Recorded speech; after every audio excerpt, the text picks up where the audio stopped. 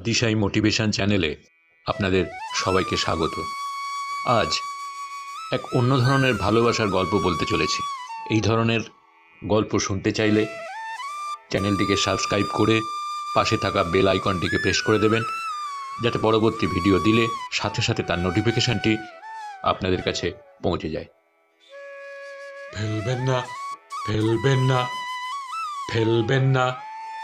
পাঁচুর হেরে গলায় এই ডাক প্রথম যেদিন এপাড়ার লোকজন শুনেছিল চমকে গিয়েছিল।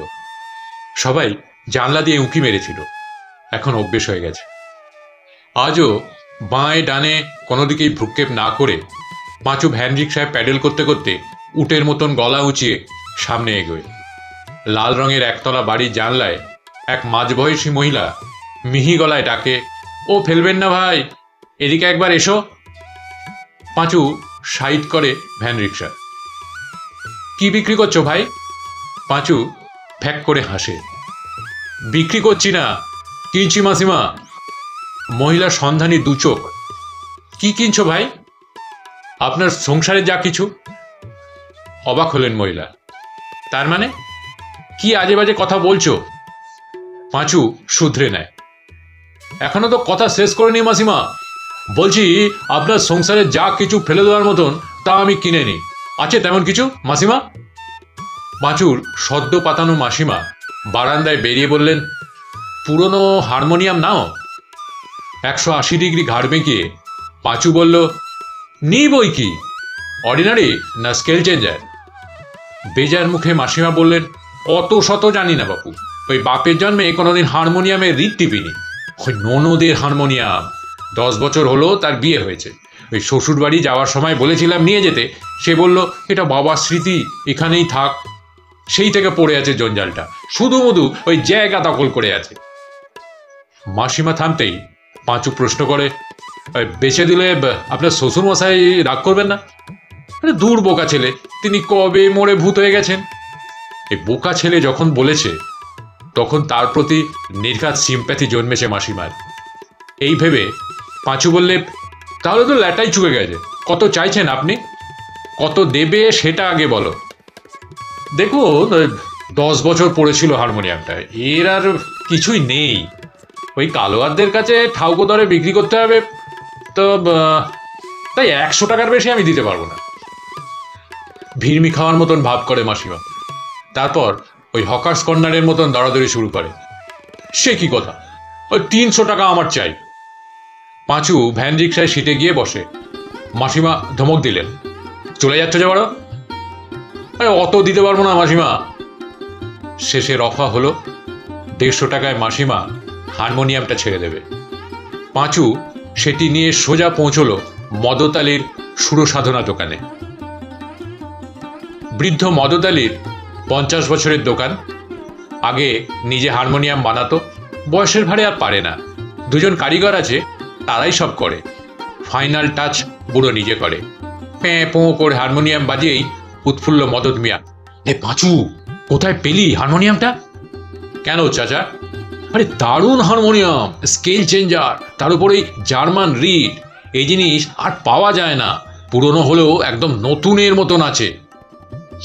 ট্যাঙ্ক থেকে দুটো 500 টাকার নোট পাঁচুর হাতে গুঁজে দিয়ে মদতালি বলল, এরকম আরো পেলে নিয়ে আসবি, ভালো দাম দেব। পাঁচু আনন্দে আটখানা। 150 টাকায় কিনে 1000 টাকায় বিক্রি। হ্যাঁ, কর করে 850 টাকা লাভ। আরে খবরের কাগজ কেনা বেচে এত লাভ হয় না। মহাজন গোবিন্দ কালোয়ারকে একদিন দুঃখ করে বলেছিল সেই কথাটা। গোবিন্দদাই উপায় বাতলে দেয়, আরে লাইনটা একটু চেঞ্জ কর পাঁচু, ওই দিনকাল পাল্টেছে, হার্ড কম্পিটিশন।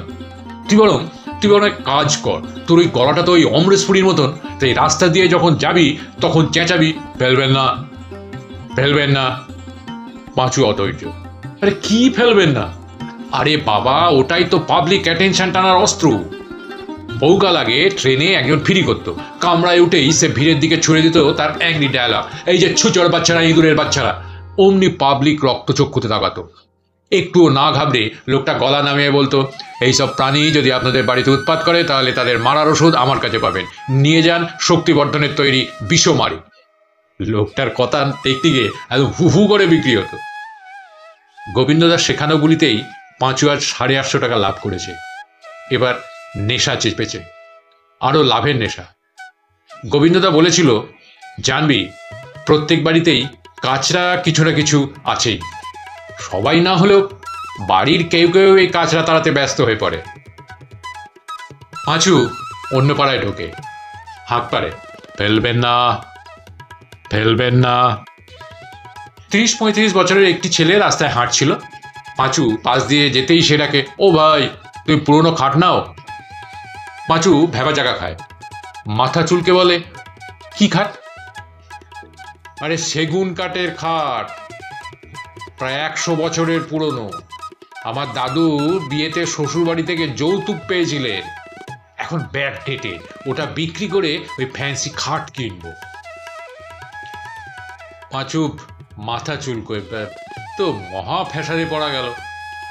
মদত চাচা তার পরিচিত ছিল, তাই হারমোনিয়াম বিক্রি করতে অসুবিধা হয়নি, কিন্তু এই পুরনো খাট কারা নেয় তা তো আর জানা নেই। আচ্ছা, ওই মানিকতলার চন্দন ফার্নিচারে গেলে কেমন হয়? একবার ওখান থেকে ওই ঠাকুরের সিংহাসন কিনেছিল, বাড়িতে নিয়ে যেতে হাসি খুব খুশি হয়েছিল। হাসিকেও তো এবারেও খুশি করা যায়। বিয়ে স্তক মেঝের বিছানা করে শোয়ে, খাটটা নিয়ে গেলে খুশি হবে। আজ বাদে কাল সংসার 2 থেকে 3 হবে। অতএব দেখা যাক, খাটটা ওই ফার্নিচারের দোকানে বিক্রি না করে যদি বাড়ি নিয়ে যাওয়া যায়। আচ্ছা, খাটটা কি দেখা যায় দাদা? তাহলে তুমি আমার বাড়ি চলো, কাছেই আমার বাড়ি। পাঁচু ভ্যান রিক্সা হাতে টেনে চলল। কিছু দূর গিয়ে ছেলেটি বলল, এই যে এটা আমার বাড়ি। পাঁচুকে নিয়ে গেল শোয়ার ঘরে। খাট দেখেই চক্ষু চড়ক গাছ পাঁচু। এ তো বাঘ পায়া নকশা করা খাট। মাথার দিকে 2টো ময়ূর পেখম তুলে আছে, পায়ের দিকে 1 ডজন সুদৃশ্য ব্যাটন। কত বলা যায় দাম? কপাল ঠুকে বলেই ফেলো, এই খাটের জন্য আমি 500 টাকা দেব। ছেলেটা তার ছেলের হাসি হেসে বলল, আরে সেগুন কাঠের খাট, এখন যদি করাতে যাই কম করে 25 থেকে 30,000 টাকা লাগবে, তা জানো? তাহলে বিক্রি করছেন কেন দাদা? রেখেই তো দিতে পারে। আরে বললাম না, বাড়ির কেউ আর এই খাট পছন্দ করছে না। পাঁচু এবার হাসে, ওটাই তো কথা দাদা, এত ব্যাকডেটেড খাট কেউ আর নিতে চায় না, তাই এর দাম পাওয়া যায় না। কি করব বলুন? আরে দেবেন না চলে যাব? আরে দেখো ভাই, তোমার কথা আমার ভালো লেগেছে, তোমাকেই দিতে চাই, তবে একটু দামটা বাড়াও। 200 টাকা আরও দিতে পারি। আরে পুরোপুরি 1000 টাকা করো। পকেটে হারমোনিয়ামের দরুন লাভের 850 টাকা আছে, ওটাই পাঁচু দিতে চাইল। ছেলেটিও রাজি হয়ে গেল। পাঁচু জানতে চায়, এসব খাট খোলা তো চাবি থাকে? আরে আছে, লোহার চাবি। অন্দরমহল থেকে চাবি আনে ছেলেটি। পাঁচু একটি একটি করে খাটের অংশ খোলে, ছত্রি, পায়া, জাজেম ইত্যাদি ইত্যাদি। তারপর সেগুলো ভ্যান রিক্সায় তোলে। টাকা মিটিয়ে পাঁচু প্যাডেল চালাতে থাকে। মনে ভয়ানক আনন্দ, আজ থেকে আর মেঝে শুতে হবে না। খুব ছোট বয়সে বাবাকে হারিয়েছে। বাবা চলে যেতেই আর্থিক দুরবস্থা শুরু হয়। মা একটার পর একটা ঘরের জিনিস বিক্রি করতে থাকে। অল্প সোনাদানা ছিল, প্রথমে তাতে হাত পড়ল, তারপর আসবাবপত্র, শেষে ঘটিবাটি। একসময় মাও টিভিতে মারা গেল। পাঁচুর মেজাজ ফুরফুরে। আজ যেখানে যাচ্ছে সোনা ফলছে। সূর্য মধ্য গগন থেকে পশ্চিম দিকে একটু একটু করে হেলছে। খিদেটাও বেশ মালুম দিচ্ছে। অন্যদিন এতক্ষণে বাড়িতে পৌঁছে যায়। হাসি ভাতের হাঁড়ি আগলে বসে থাকে। সে গেলে দুজনে ভাত বাড়ে। খেতে খেতে যত সুখ দুঃখের কথা হয়। নেশা চেপে গেছে মানুষের ফেলে দেওয়া জিনিস নিয়ে উত্তরণের সিঁড়ি আরও কত ভাঙা যায় তার নেশা। আর একটা দুটো পাড়া ঘুরে বাড়ি চলে যাবে। বিকেলে সাপ্তাহিক লটারির 6টা টিকিট কাটবে। একটা প্রাইজ তার কপালে নাচছে, ফেলবেন না, ফেলবেন না। বৃদ্ধ উপেনবাবু আর নিঃসঙ্গ জীবনের ভার বইতে পারছেন না। নিজের ছেলে তো আর বাপের কথা ভাববে না, তাই দিন কতক হলো জোয়ান সমর্থ একটি ছেলে দেখে পুষ্যি নিতে বড় স্বাদ হয়েছে উপেনবাবুর। শেষ বয়সটা সে ছেলের মতন উপেনবাবুকে দেখবে। উপেনবাবুও তার সামান্য পুঁজি আর ভদ্রাসনটুকু লেখাপড়া করে পুষ্যিপুত্তুরের নামে দিয়ে যাবেন। সেই উদ্দেশ্যেই রোজ সকালে জানলার ধারে বসে রাস্তার লোক চলাচল দেখেন। এমন সময় হঠাৎ কানে এলো, ফেলবেন না, ফেলবেন না। নড়ে চড়ে বসলেন উপেনবাবু। ছেলেটিকে 1 সপ্তাহ 10 দিন পর পর দেখা যায় পাড়ায়। রোদে পোড়া, চোখে মুখে ক্লান্তি লেগে আছে, মোটা গলায় হাঁক দিতে দিতে আর চারদিকে দেখতে দেখতে ভ্যান রিক্সা নিয়ে এগিয়ে আসছে ছেলেটা। ছেলেটার মুখে চোখে মায়া, সারল্য আর অসহায়তা মাখামাখি। ছেলেটিকে খারাপ লাগে না উপেনবাবুর? একবার কথা বলে দেখবেন নাকি? দেরি করে আর লাভ কি, বয়স তো আর বসে নেই তার। হাঁক দিতে দিতে ভ্যান রিক্সা চালিয়ে এগোচ্ছে পাঁচু। এমন সময় এক জীর্ণ বাড়ির ঘুমধরা জানলায় মুখ বাড়ালেন বৃদ্ধ উপেনবাবু। ও ছেলে, একবার এদিকে এসো তো। পাঁচু বৃদ্ধের কাজ বরাবর যায়। বৃদ্ধ বলল, আমার একটা ফেলে দেওয়ার জিনিস আছে, তুমি কি তার গতি করে দিতে পারবে? কি জিনিস দাদু? ওই বাড়িটা। এটা ফেলে দেওয়ার জিনিস? কি বলছেন দাদু? বুড়ো ঝেড়ে কাশল। মানে ওই বেচে দিতে চাই, একটা খদ্দের জোগাড় করে দিতে পারবে? এ তো দালালি। এমন অফারও তার কাছে আসবে? স্বপ্নেও ভাবেনি পাঁচু। হাত পাতার কাঁপছে, দেহ মনে শিহরণ জাগে। লাখো সেলাম ঠকে গোবিন্দ দেখে। এমন কারবারের সন্ধান দিয়েছে, তাতে ছেঁড়া কাঁথায় শুয়ে লাখ টাকার স্বপ্ন দেখা যায়। দাদু, বাড়িটা বিক্রি করবেন কেন? এ বাড়ির কোনো উত্তরাধিকারী নেই তাই। আপনার ছেলেপুলে নেই? আছে। এই একমাত্র ছেলে, বউ, ছেলে মেয়ে নিয়ে বিদেশে থাকে। ওই সেখানকার ওই সিটিজেনশিপ নিয়েছে, এ দেশে আর আসবে না। পাঁচু এবার হাসে। তাই বলুন, বাড়ি বেচে দিয়ে পাকাপাকি ছেলের কাছে চলে যাবেন। আরে না রে মুখ পোড়া, ছেলে বাবাকে পৌঁছেও না, যোগাযোগও রাখে না। অনেক টাকার চাকরি করে সে। বাপের এসব জিনিস প্রয়োজনও নেই তার, ওর কাছে এসব আবর্জনা। গোবিন্দদার কথা ফের মনে পড়ে পাঁচুর। বলেছিল, প্রত্যেক বাড়িতেই কিছু না কিছু কাচরা থাকে, মৌকা বুঝে সেগুলো টপাটপ তুলে নিবি। দেখবি দুদিনেই তোর নিজের সংসারের হাল ফিরে যাবে।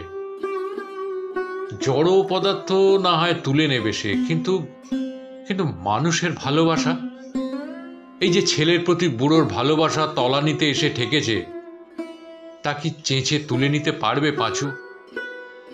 দেখাই যাক। সে জানতে যায়, আচ্ছা দিদিমা বাড়ি বিক্রিতে সায় দিল? বুড়ো ফোকলা দাঁতে হাসে। হ্যাঁ, তোর দিদিমা 5 বছর আগে আমাকে ছেড়ে দিয়ে স্বর্গে ওই মদন ছোড়ার সঙ্গে প্রেম করছে। পাঁচু ফিউজড। বলো, জানতাম না, তাই দিদিমার কথা কইছি। কিছু মনে করবেন না দাদু, তা বাড়ি বিক্রি করলে থাকবেন কোথায়? কেন, তোর কাছে? ভেবা জায়গা খায় পাঁচু। তাহলে কি সে যা ভেবেছে সেই পথেই কথাটা গুটি গুটি এগোচ্ছে? কিন্তু দাদু, আমার বাড়িতে তোমাকে রাখার মতন তো জায়গা নেই, বলে পাঁচু।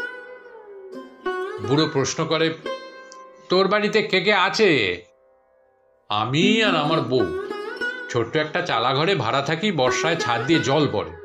পূর্ণিমার রাতে একদম জোছনা ছাদ বেয়ে ঘরে লুটোপুটি খায়। সেখানে তোমাকে জায়গা দেব কি করে? বুড়োর মুখে প্রসন্নতার ছাপ। তাহলে এক কাজ কর, ও বাড়ি ছেড়ে দিয়ে আমার এই বাড়িতে বউকে নিয়ে চলে আয়। পাঁচু বোঝে দাদু একলা থাকেন, তাই বাড়ির অংশ ভাড়া দেবেন। সে বলে, কিন্তু দাদু, আমি তো বেশি ভাড়া দিতে পারবো না। তোকে কে ভাড়া দিতে বলেছে রে মুখ পোড়া? প্রথমবারের মুখ পোড়া সম্বোধনে মনে মনে বিরক্ত হয়েছিল পাঁচু, কিন্তু যত শুনছে ততই মনে হচ্ছে এই ডাকে কোথাও যেন স্নেহ ভালোবাসা লুকিয়ে আছে। বুড়ো বলল, তোর দিদিমা মারা যাওয়ার পর থেকে প্রতি বছরই তার নামে ওই দান ধ্যান করি, তাই এই বছর না হয় বাড়িটাই তোকে লিজ দিয়ে দেব, বিনিময় আমাকে একটু থাকতে দিবি তো? ঠকাস করে বুড়োর পা ছুঁয়ে পেন্নাম করে পাঁচু বলল, বাড়ি তোমারই থাকবে, আমি শুধু যেটা ফেলে দিচ্ছিলে সেটাই নেব। বুড়ো ভুরু কুচকে জানতে চাইল, কি সেটা? ওই যে ছেলের প্রতি তোমার স্নেহ আর ভালোবাসা। উপেনবাবু হাত বাড়িয়ে পাঁচুর চুল ঘেঁটে দেন। ঝাপসা চোখে পাঁচু ভাবে, ফেলে দেওয়া খাট কিংবা বাড়ি তো অনেকই পেতে পারে, কিন্তু সে যে কারো ফেলে দেওয়া বাপ পেল, তাও বিনা পয়সায়, সে কি কম ভাগ্যের কথা? ভিডিওটা দেখবার জন্যে ধন্যবাদ। যদি গল্পটা ভালো লেগে থাকে তাহলে চ্যানেলটাকে সাবস্ক্রাইব করবেন, লাইক শেয়ার করবেন। ভালো থাকবেন। ধন্যবাদ। নমস্কার।